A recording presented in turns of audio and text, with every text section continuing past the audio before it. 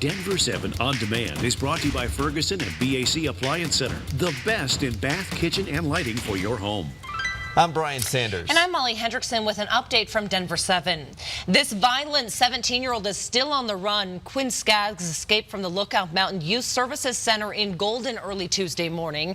Denver 7's Nicole Brady has more on his past and the facility he escaped from. The court system has designated Quinn Skaggs as a violent offender. His history includes multiple assaults on other teenagers as well as adult staffers here at this facility. Denver 7 went through court records, and we learned this all appears to have started last year when Skaggs was accused of going on an armed burglary spree in Colorado Springs, a spree that was actually captured on surveillance video. He was committed to the Lookout Mountain Youth Services Center here in Golden for possession of a handgun, and the problems continued from there. Last October, Skaggs allegedly attacked a teacher in a class.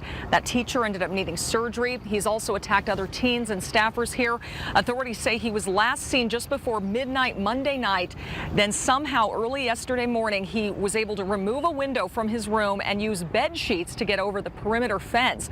Authorities noticed he was missing within about 20 minutes and say he even left his shoes behind. We don't know if he had any assistance or not in getting out of the facility. So that process is ongoing. Right now it's just really about looking at intelligence and background and trying to see if there's any rhyme or reason as to where he may have gone. And this is actually the fourth escapee from this facility in recent months. Multiple changes have been made here, including beefing up security on that fence and hiring more staff and reducing the number of juvenile offenders here. Nicole Brady, Denver 7. A Boulder police officer is off the hook for how he handled a controversial encounter. An independent review found the officer broke no rules when he tackled and handcuffed a man back in April. That man was recording an interaction between the officer and a group of homeless people who were allegedly smoking pot, littering, and disturbing others. Police say body camera footage shows the man repeatedly refused to put down his cane and would not step away when ordered by officers. The review found arresting him was well within the law. It was a Contact 7 investigation that spanned over the course of 7 months. Well, now the state is taking action against Clearview Behavioral Health. They just announced plans to revoke the facility's license. Since January, patients, family members, and insiders have helped Denver 7 uncover serious concerns inside the Johnstown Mental Health Hospital. Those accusations include questionable deaths and suicides after patients were released, even holding patients longer than medically necessary. Clearview Corporate Office released a statement saying the facility remains committed to quality patient care, and it intends to work with the state to address the concerns so it can stay open. It wasn't easy, but the House approved a $4.5 billion border aid package Tuesday night. But now the fate of that measure is uncertain because it's still unclear if the Senate will pass that bill. The White House says it strongly opposes it as well and is threatening a veto. This bill does not fund the administration's failed mass detention policy. Instead, it funds effective, humane alternatives to detention that have a proven record of success. Legislation that has no chance of becoming law.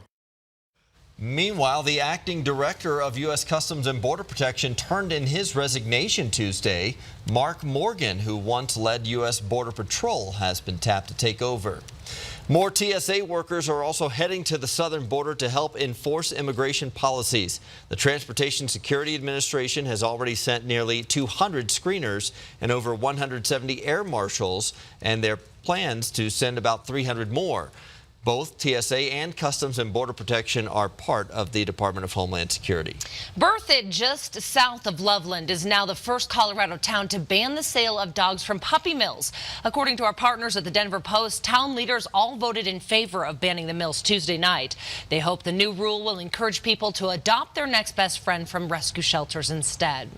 It's an important day for Colorado's outdoors. Wednesday, a House committee in Washington, D.C. is expected to review and vote on the CORE Act, the Colorado Outdoor Recreation and Economy Act. It will create new wilderness areas and expand others. It'll also create new recreation areas. And I think it's incumbent upon us in Congress to protect those public lands for the next generation. The bill has a first-of-its-kind designation. It will name Camp Hale near Vail as a National Historic Landscape. It's a place where troops trained before going to Europe in World War II. The bill isn't without controversy because it calls for the permanent withdrawal of oil and gas development in parts of the Thompson Divide. We have a new addition to our Ports Pirate Hall of Shame, and she should be easy to recognize. Take a look here. Her bright pink hair is what stands out as she takes a package from a home in Denver's Washington Park neighborhood. If you see her, call police. And if you have a video of thieves in need of shaming, email it to us at contact7@thedenverchannel.com. Ditching the car and riding your bike to work. Today is the annual Bike to Work Day. The ultimate goal is not only to promote cycling over driving, but getting more people outdoors. Denver 7's Eric Lufer tried out biking today for himself. Good morning. It is a beautiful day to ride. Denver's 29th annual Bike to Work Day, and it's perfect for it. Here's what you need to know. If you're going to head out this morning, you've got till 9 o'clock to hit up one of the 300-plus breakfast stations set up along trails along the Front Range this morning. You can look at the full list of those locations on our Denver 7 app or our website, thedenverchannel.com. Again, those breakfast stations till 9 o'clock on this Bike to Work Day. Then when you're heading home tonight, you'll have water stations set up all over the place along the trails. And if you're a night rider, if you're heading home late, there will even be some bike parties around town. The 29th annual Bike to Work Day. Denver has been so great. Colorado knows how to do it with all the trails, all the recreation, and even the protected bike lanes. The city of Denver has really tried hard to get more protected bike lanes all over the metro area. Happy riding. Enjoy it, everybody. I'm Eric Lufer, Denver 7.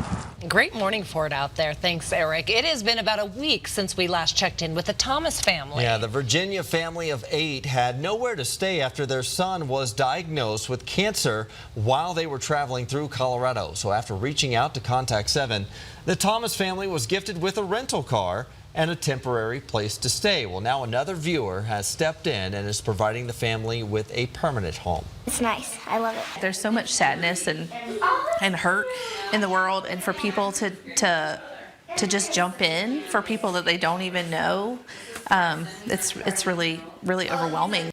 The family was also given these passes to Elitch Gardens and tickets to a Rockies game. Nick and Melissa say their son Marshall has a long road ahead, but is getting stronger every day. And they want to give a special thanks to Denver 7 viewers and everyone here in Colorado for stepping up and making them feel so loved and welcomed.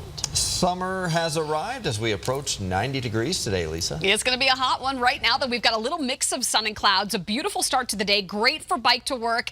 Dry conditions right now and some calm winds. Now, we are expecting temperatures to climb to near 90 degrees, though, this afternoon. And if we hit that 90, it's going to be our first 90 of the year and the warmest day of the year so far. Now, as far as our storms go, yesterday we had a few gusty thunderstorms pop up. There's going to be a slight risk that we'll see that again today, about a 10% chance in town. But there is also a risk for a little severe weather out east. Yesterday, we had a few get a little stronger out east, and we could see a few severe thunderstorm warnings pop up a little closer to that Nebraska and Kansas border.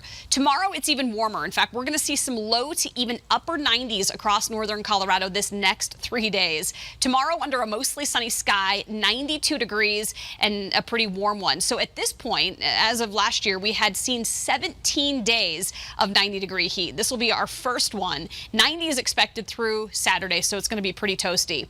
Now, on Friday for the Rockies game here on the Super 7 Day, it's perfect baseball weather once the sun sets. It's pretty hot if you're in those sunny seats early on. We should be in the upper 80s by first pitch, so lots of water, a cold beer, lots of sunscreen. We should be in the mid-70s, though, by the end of the game on Friday. And for those weekend games, Saturday and Sunday, with the Rockies back home, there will be a slightly better chance for a few late-day storms. It gets a little cooler, you guys. Next week, we'll drop back into the 80s, but for the next few days, some great pool weather.